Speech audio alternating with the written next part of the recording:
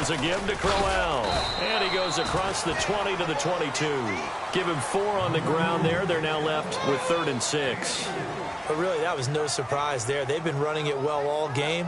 And I know goals change all the time, but any team will take that type of run each and every time.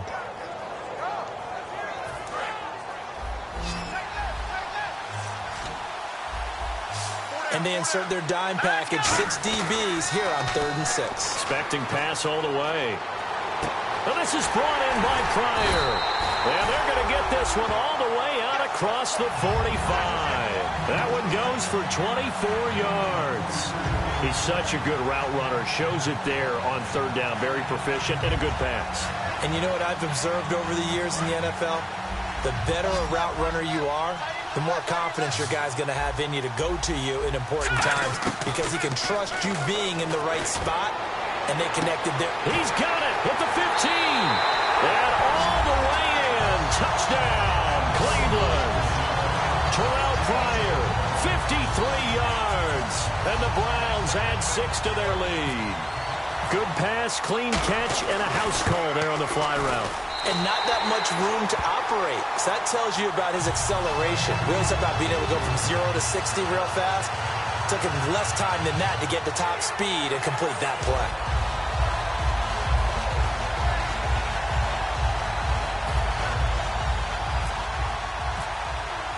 The kickoff team on the field now as they will send this one away. This fielded a few yards into the end zone. And he'll bring it a few past the 20 to the 23-yard line. Now the Buccaneers offense gets ready to head back onto the field. And after the field goal last time, we'll see what they can get here. And at least they got points out of the last drive, Charles. I never met an offensive coach that didn't want to drive to end with a kick. Most of them wanted to end with a PAT, right? In this case, a field goal, they'll take it. Way better than the alternative, which is a punt. Yeah, but you've met fan bases that wanted that, that weren't happy with that field goal. I haven't met a fan base yet that wants to drive to end with a kick, other than the extra point. That's it. They start the drive with Martin. And a nice run past the 30-yard line there. A good run there on 1st down, and it'll leave them with a 2nd and 2. First play of the drive, let's give credit all around. Excellent blocking, but the guy carrying the ball, he was the finisher. A really nice run. Again, it's Martin. And this time he's not going anywhere. They'll get him down right at the line of scrimmage. He got maybe a half yard at most, but officially they'll be left with a 3rd and 2. Back now here on EA Sports. It's Buccaneer football, but they've got work to do. They find themselves behind here to start the 4th quarter.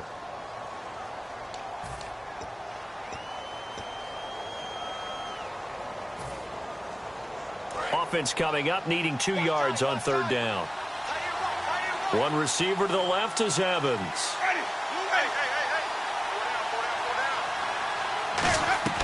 Winston on 3rd and 2. Complete. He finds Bray. And he will have the 1st down as he's brought down up near midfield. And fits the exact right word. Over the middle, there's almost always traffic, so anytime you're a receiver in that area, you're not just focused on catching the football. You're wondering where the collision's going to come from, right? Because there's almost always someone there able to concentrate, catch it, and even added a little extra at the end with a short run.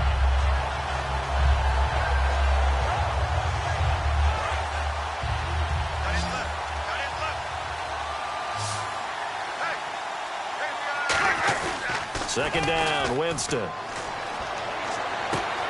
there's that man again. It's complete. And he takes this one down all the way near the 30. And a nice gain of 21 yards. So there on that play, offensively, they ran the crossing route. Defense was in zone coverage. So as a former DB, how tough is it to defend that? It's really difficult because your natural inclination is to chase the receiver and maybe leave your zone. So you have to have discipline in order to talk to your other coverage guys and let him know that that receiver's crossing from your zone to the next zone. He's coming your way. Make sure you have him. And then when the ball is actually thrown, secure the tackle. When they're moving on crossing routes, if you miss a tackle, it usually results in a big play. And here comes play number 6 on this drive.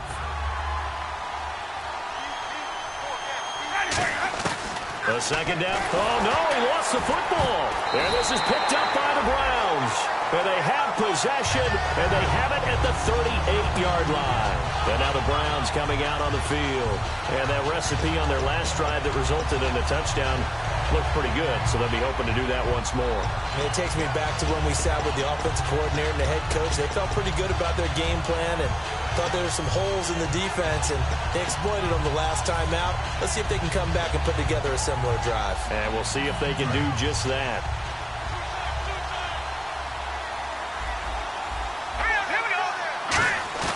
Following the fumble recovery, nowhere to go here. He lost the football. On plays like this where the ball comes free, it's often unusual for the team that lost it to get it back because this is the quarterback. The ball gets away from him. Everyone else is trying to execute what they're supposed to do on offense. They're usually looking in the other direction, downfield, or have moved away from him. In this case, though, a teammate is able to come up with the ball. Offense with a fumble, but they recover it, and it brings up second down. Defense really showing respect to the deep ball here, playing off the receivers. Pressure from his right, and he goes down hard, flat on his back. Gerald McCoy in there to get him, and that's sack number 8 for him on the year. No gain on that one, and it's going to bring up a third down.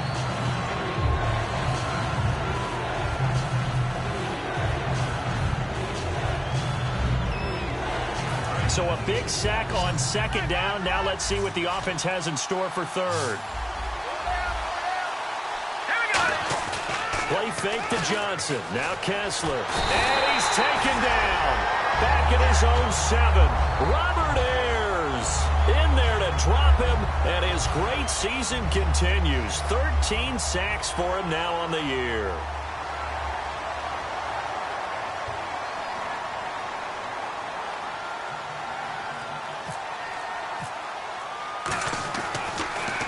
He gets this one away, and boy, it's another boomer. Taking a couple yards shy of midfield.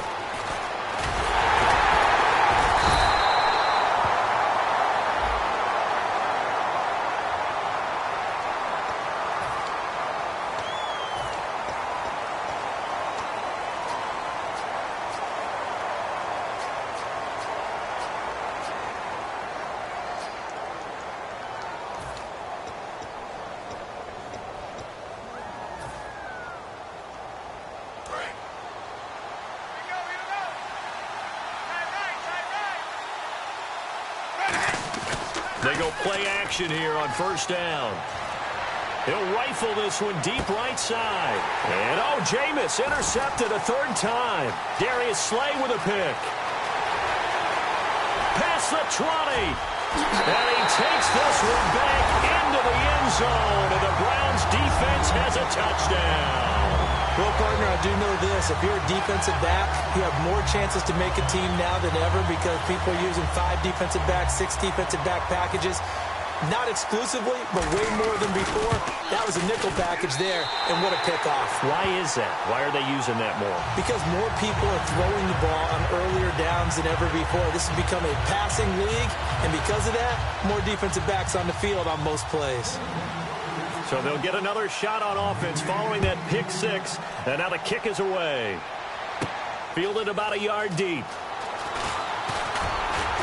And he'll get across the 20 before he's brought down at about the 23-yard line. And Tampa Bay trots out there now. And following the pick 6, and they have decent field position in throwing that pick 6. We'll see how they attack this drive. And I think all you say to your guy is, listen, let's just take care of the football a little bit better. Make some better decisions on this drive, and they'll probably help him a little bit with maybe some really high percentage throws early to let him get settled back in. But they told us, they've got confidence. That's not a problem. Yeah, not a problem at all. They just want to make sure they get things settled down a little bit for their offense and give their defense a little bit of a chance to rest. So 2nd and 10 here. When you see passes knocked down by those guys I call the frustrated fullbacks, the linebackers, you know that in their zone coverage, they were able to drop, see the ball thrown, and react to it very quickly. The intended receiver that time, Adam Humphries. And it's 3rd down. Well, we're not playing 3 yards in a cloud of dust football anymore. I kind of get why those old school coaches sometimes didn't want to throw the football. Because if it's popped up in the air, it almost turns into slow motion, and both sides trying to get to the football, and you're holding your breath wondering whether it's going to go good or bad for your team.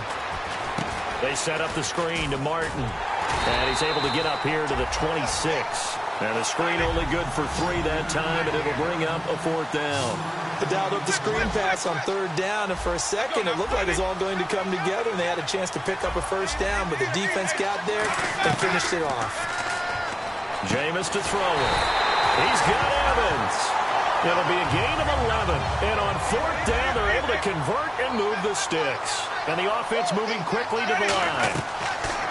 Winston now to throw on 1st down. And for the 4th time tonight, it's an interception. And he's free going down the left side. It's a foot race. And he takes this one back into the end zone. And the Browns defense has a touchdown. Short throw, pick 6 right there. Those linebackers, they love when those short throws come and those eyes get real wide, don't they? How about the anticipation on the play? Reading, reacting, and then the ability to catch the football and take it in the opposite direction. So they throw the pick 6. They'll get another shot at it now as this one's in the air. This fielded a few yards into the end zone. And he'll be brought down at the 23, make it the 24-yard line. And Tampa Bay trots out there now.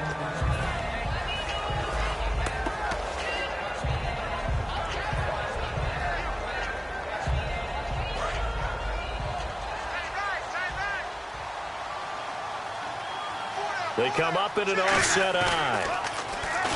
Now a play fake here on 1st down. And now here is another interception. Picked off by Tramon Williams. And he's able to get it back to right around the 27. The interception woes, they just continue to mount. He's thrown 5 picks. At this point, you got to be thinking, is it something between the ears? I think a confidence hit does occur once you start getting those numbers up there a little bit. But as you and I both know, it's not always just one guy's fault. Maybe somebody ran the wrong pattern. Maybe some balls were tipped. It could be so many different things. Bottom line, though. Now, hang on here. Timeout called by the defense. That will be their 3rd and final stoppage as they'll only have the 2-minute warning now remaining.